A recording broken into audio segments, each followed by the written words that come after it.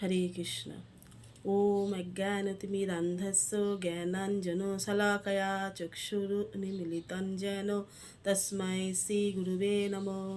नमयं विष्णुपादाय कृष्णपृष्ठाय भूतले श्रीमते जयपताका स्वामिनीति नामिने नमाचार्योपादाय निताय कृपापदायिने गौरकथा धमोदाय नवरग्रामतारिणे।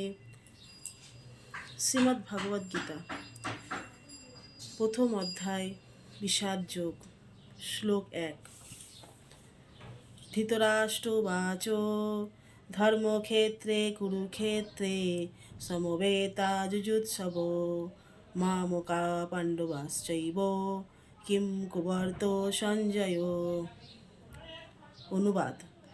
ধৃতরাষ্ট্র বললেন, হে সঞ্জয়, ধর্মক্ষেত্র কুরুক্ষেত্রে যুদ্ধ করার মানসে সমবেত হয়ে আমার পুত্রেরা এবং পাণ্ডুর পুত্রেরা কি করল?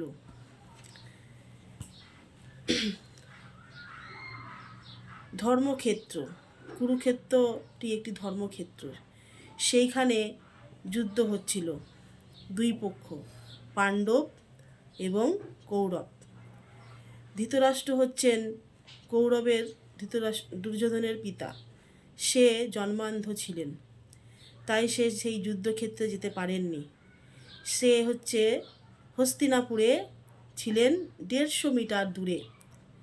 সেখান থেকে সঞ্জয়কে তার সেনাপতি তাকে জিজ্ঞাসা করছিলেন যে যুদ্ধক্ষেত্রে কুরুক্ষেত্রে এখন আমার পুত্রেরা এবং পাণ্ডুর পুত্রেরা সমবেত হয়ে কি করছিলেন। তো সঞ্জয় হচ্ছেন গুরুদেবের আশীর্বাদে সে দিব্যচক্ষু পেয়েছিলেন এবং যুদ্ধের ক্ষেত্রে যা যা হচ্ছিল সে সেখানে বসে সমস্ত কিছু ধৃতরাষ্ট্রকে বলছিলেন। তাই এই শ্লোকে ধৃতরাষ্ট্র সঞ্জয়কে জিজ্ঞাসা করেছিলেন।